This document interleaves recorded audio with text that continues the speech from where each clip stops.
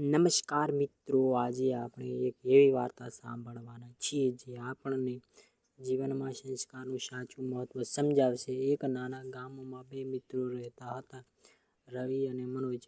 બંને બાળપણથી સાથે ભણતા અને રમતા હતા. રવિ ખૂબ હોશિયાર હતો, અભ્યાસમાં હંમેશા આગળ રહેતો, પરંતુ તેના સ્વભાવમાં એક ખામી હતી. તેને પોતાની હોશિયારી પર ખૂબ અહંકાર હતો.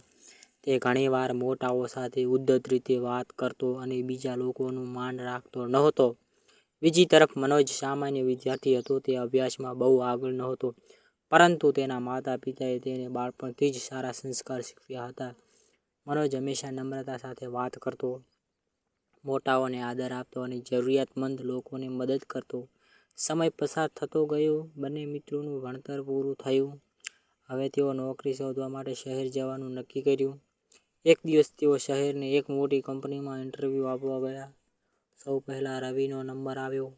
રવિ આત્મવિશ્વાસ સાથે રૂમમાં ગયો અને પોતાના જ્ઞાન વિશે ખૂબ ગર્વથી વાત કરવા લાગ્યો, પરંતુ તેની બોલવાની રીતમાં અહંકાર હતો.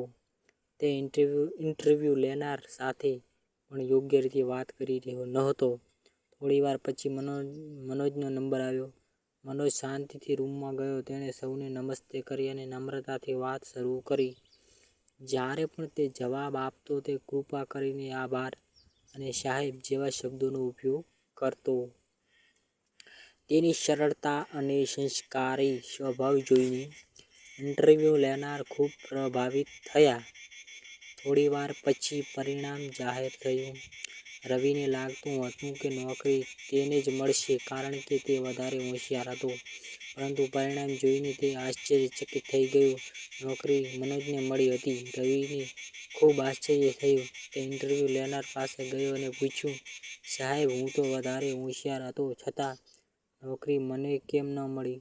ત્યારે ઇન્ટરવ્યૂ લેનાર સ્મિત કરીને બોલ્યા, હોશિયારી મહત્વની છે, પરંતુ જીવનમાં સારા સંસ્કાર વધારે મહત્વના છે, કારણ કે જ્ઞાન માણસને આગળ લઈ જાય છે, પણ સંસ્કાર માણસને સારા અને વિશ્વાસપાત્ર બનાવે છે.